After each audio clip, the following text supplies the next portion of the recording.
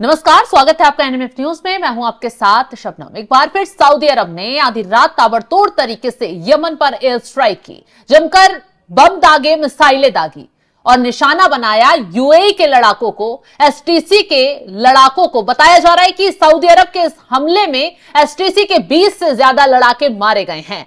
अब middle east में जो तबाही मची हुई है, इसके पीछे की कहानी क्या है वो विस्तार से जानेंगे। लेकिन एक बात ये समझ लीजिए कि अब सीधा सीधा सऊदी अरब और यूएई के बीच एक बड़ी जंग शुरू हो चुकी है। बेशक बहाना यमन हो, यमन की जगह हो, यमन के बंदरगाह हो, लेकिन सऊदी अरब ने यूएई पर वार करना शुरू कर दिया है और पलटवार भी गंभीर हो सकता है। तो अभिषेक चर्चा के लिए मेरे साथ मेरे सहयोगी है। अभिषेक, जिस तरीके से पहली बार हमला किया गया तो इतना ज्यादा तबाही नहीं बची, लेकिन दूसरी बार सऊदी अरब ने जो हमला किया है उसमें 20 से ज्यादा एसटीसी के लड़ाके मारे गए हैं। यूएई का बहुत बड़ा नुकसान सऊदी अरब के इस हमले में हुआ है। आखिर इसके पीछे की कहानी क्या है, विस्तार से पहले उस पर वो मैं कहानी बताऊं, उससे ज्यादा मुझे हैरानी की बात एक चीज लगी शबनम।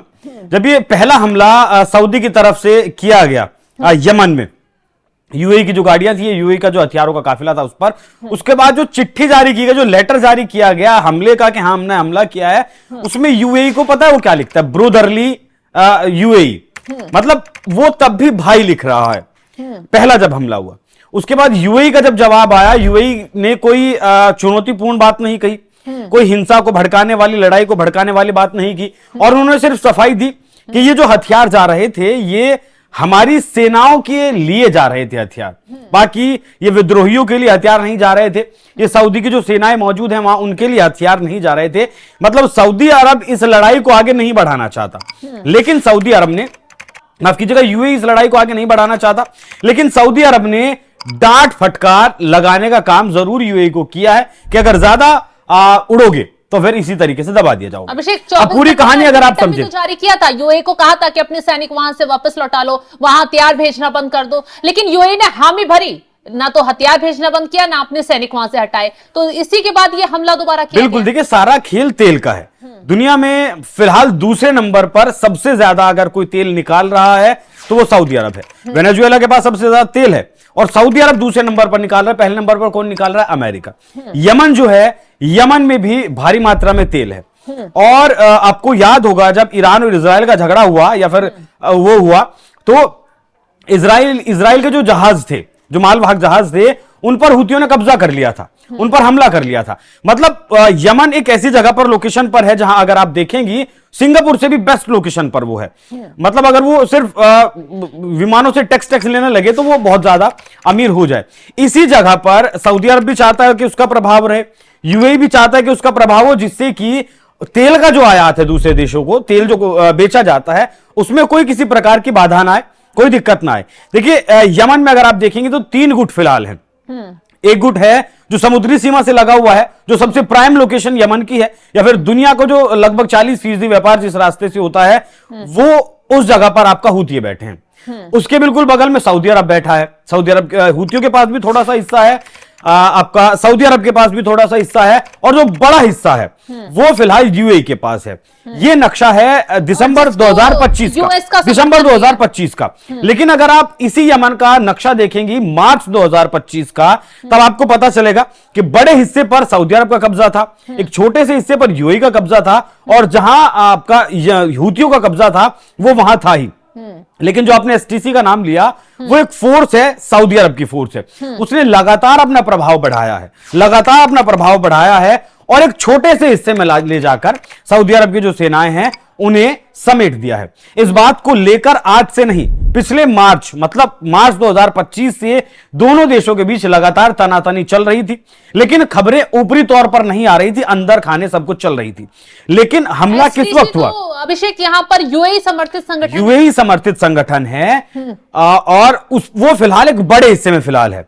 उसके लिए हथियार जा रहे थे, सऊदी अरब लगातार ट्रैक कर रहा था। सऊदी अरब से एक विमान चलता है, एक जहाज चलता है जिसमें बहुत सारा हथियार, ये सऊदी अरब का दावा है, बहुत सारा हथियार होता है, बहुत सारी गाड़ियां होती हैं। वो गाड़ियां पहुंचती हैं आपका पोर्ट पर पहुंचती हैं, उतरती हैं और वो एक जगह पार्किंग में जाकर खड़ी हो जाती हैं।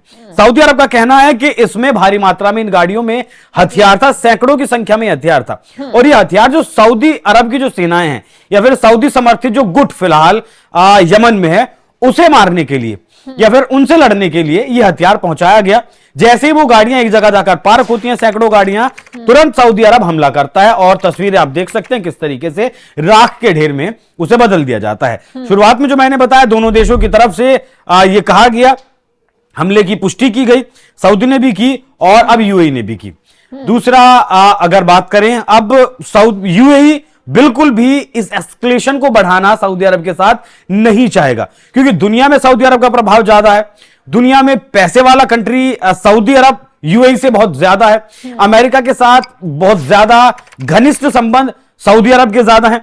अभी मोहम्मद बिन सलमान अमेरिका का दौरा भी करके आए हैं। इससे पहले जून 2025 में ट्रंप भी दौरा करके गए हैं सऊदी अरब का। तो यूएई किसी भी लिहाज से सऊदी अरब से मुकाबला नहीं कर सकता। अब मुझे लगता है कि अब धीरे धीरे यमन को जीतने का काम सऊदी अरब की सेनाएं करेंगी। सऊदी अरब समर्थित जो संगठन यमन में फिलहाल है, जो 2025 मार्च में उसका नक्शा था, उस नक्शे तक एक बार फिर सऊदी अरब पहुंचेगा। सऊदी अरब जो कर रहा है कि ज्यादा यमन का हिस्सा उसके हिस्से में चला जाए, यहां पर खेल लाल सागर पर बॉस बनने का भी है। कुल मिलाकर सऊदी अरब चाहता है कि उसकी धाक वहां पर रहे, क्योंकि लाल सागर वहां व्यापार का सबसे महत्वपूर्ण अड्डा है। इसी के साथ साथ यह भी कहा जा रहा है कि अब जो एसटीसी के लड़ाके हैं उन्होंने भी ठान लिया है कि सऊदी अरब जिस तरीके से हमले कर रहा है उसका जवाब दिया जाएगा। तो कुल मिलाकर यह कहना गलत नहीं होगा कि अभी तक तो इजराइल, ईरान जैसे देश आपस में लड़ रहे थे, रूस और यूक्रेन आपस में लड़ रहे, लेकिन अब मुस्लिम देश के आमने सामने आकर खड़े हो गए और खुलकर यूएई और सऊदी अरब की लड़ाई होगी। और आने वाले वक्त में ये लड़ाई भीषण रूप ले सकती है, क्योंकि दोनों ही अमेरिका के पिट्ठू एक तरीके से कहें तो गलत नहीं होगा। अमेरिका का सपोर्ट दोनों को मिलता है, सऊदी अरब को भी और यमन को भी और यहां पर यूएई को भी। तो ऐसे में कहा जा रहा है कि इस खेल के पीछे डोनाल्ड ट्रंप भी हो सकते हैं कि आपस में भिड़े, फायदा सीधा अमेरिका को इसका हो पाए। बिल्कुल, अमेरिका देखिए सारी लड़ाई व्यापार की ही तो है। वही मैंने आपको बताया कि जिस रास्ते पर यमन है, जिस जगह पर लोकेट है यमन, उस रास्ते से दुनिया का लगभग 40% व्यापार होता है। दुनिया का लगभग, भारत का लगभग जो जितना भी खाड़ी देशों से जो तेल आता है, वो सऊदी अरब हुआ, यूएई हुआ, जितना भी तेल आता है भारत का उसी रास्ते से आता है। इजराइल के साथ जितना व्यापार होता है इधर आपका साउथ एशिया में या फिर एशिया में, वो सारा व्यापार उसी रास्ते से होता है। उस रास्ते पर ही कब्जा करने की सबसे बड़ी लड़ाई है। भाई अब गाजा पर अमेरिका क्यों कब्जा करना चाहता है, बताइए क्या उसका मतलब उद्देश्य क्या है? वहां भी तो वो व्यापार ही करना चाहता है, ट्रंप सिटी तो खड़ी करना चाहता है वहां। तो दुनिया में सारी लड़ाई व्यापार की है, सारी लड़ाई बड़ा बनने की है, सारी लड़ाई ज्यादा पैसा कौन कमाए उसकी है। उसके लिए आम लोग मरे ना मरे, यमन पर सऊदी अरब का कब्जा हो, यूएई का कब्जा हो, हुतियों का कब्जा हो, उसे कोई फर्क नहीं पड़ता। वहां से दुनिया का 40% एनर्जी निकलता है, दुनिया का 40% एनर्जी उस रास्ते से जहां हुतिये बैठे हैं। तो इस बात से आप अंदाजा लगा सकते हैं, अगर वो रास्ता मतलब एक दिन के लिए भी बंद हो जाए तो तेल के दाम कहां शूट कर जाएंगे, तेल के दाम वैश्विक बाजार में बढ़ जाएंगे। सऊदी अरब, यूएई, जिन देशों की मतलब अर्थव्यवस्था ही तेल के सहारे चल रही है, उन देशों पर क्या असर पड़ेगा जब मार्केट में कच्चा तेल बढ़ जाएगा। तो बहुत सारी चीजें हैं, सारा खेल तेल का है, सारा खेल व्यापार का है। इसीलिए लगातार हुतियों के साथ लड़ाई जारी है। हुतिये भी उस जगह से अपना कब्जा छोड़ने के लिए तैयार नहीं है। हुतिये भी लगातार सऊदी से कहें या फिर यूएई समर्थित जो संगठन है एसटीसी, उससे लगातार लड़ाई लड़ रहे हैं।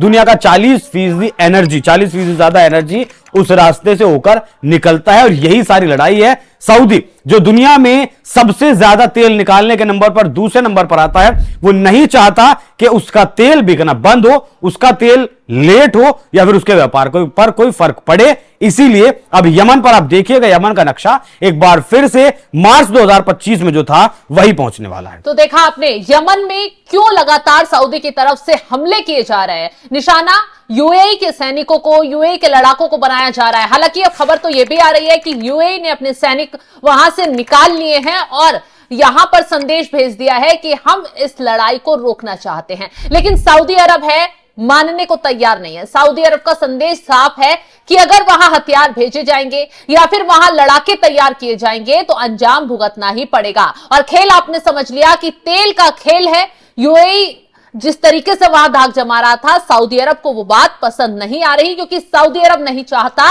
कि इस तेल के खेल में कोई और बॉस बने। तो फिलहाल इस खबर को लेकर आप क्या कुछ राय रखते हैं, कमेंट बॉक्स में जरूर बताइएगा। और तमाम बड़ी खबरों की अपडेट के लिए आप हमारी वेबसाइट www.newsnmf.com पर जाकर भी लॉगिन करें। नमस्कार।